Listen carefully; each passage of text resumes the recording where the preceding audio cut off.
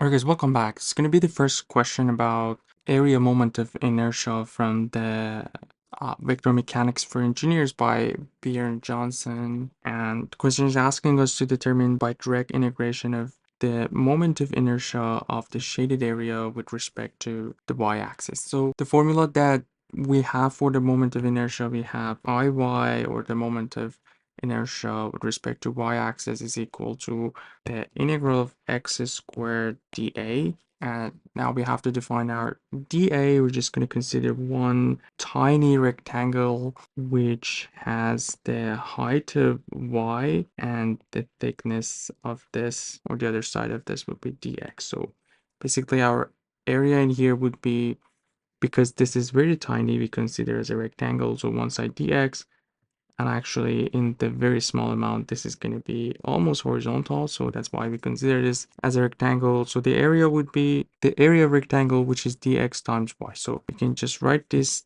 down as y times dx, and in order to solve this integral we need to figure out the relationship between y and x. That way we're going to have a simple integral moving from 0 to a, and that's going to give us the area moment of inertia. So now we have to figure out what's the relationship between x and y, and that's pretty easy. We're just gonna consider one right triangle in here where we have this side y minus h1, and the other side here is basically h2 minus h1.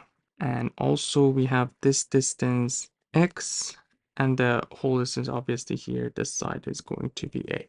So because this angle is, we can call it theta, tangent of theta is equal to y minus h1 over x, and this will be also equal to h2 minus h1 divided by a. So basically we are looking at two different right triangle. The first one is this one, and the second one is the bigger. And in other words, basically these two right triangle are similar triangles, so that's why we can get to that ratio. Now we have the ratio between y and x. All we need to do in here is just to cross multiply this, which means y minus h1 is equal to h2 minus h1 over a times x.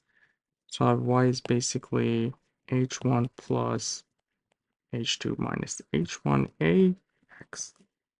That was the hardest part of this question, and the rest is pretty easy. We just have to put this value in our integral, and not very hard to figure this out. So x squared times our y, which we figure out is this value h1 plus h2 minus h1 over a times x, and we're gonna have the dx. So we can open this up, just have to multiply these in each of them. So we're gonna have, let's just write everything again, 0 to a h1x squared plus h2 minus h1 over a times x cubed. So for doing the integral, we're just gonna have to put h1, x squared is gonna be x cubed over 3, and the second one, well, we know that all of these are constant, so we don't care about these. Just gonna put it in the back, and x cubed is going to be x4 over x to the 4 over 4. And we just have to put our values 0 and a. Putting a in here, we're gonna have h1 a cubed over 3 plus h2 minus h1 over a to the 4 over 4, and if we just put 0, we can see that that's going to be 0. And yeah, we can cancel out these two, so it's going to be a cubed, this is h1. So if we just want to make this a little bit simpler, so we can factor a3 in here. So from the first one we get h1 over 3 plus h2 over 4 minus h1 over 4, and we can take the common denominator in here, which is going to be 12. So we're gonna have 4H1 from the first one plus 3H2 minus 3H1. These two will be cancelled. We'll end up with 1H1, and yeah, the final answer would be A cubed over 12 H1 plus 3H2. And that's going to be the final answer for this question. Hope everything was clear. Let me know if you guys have any questions. You guys take care. I'll see you in the next video. Have a good one.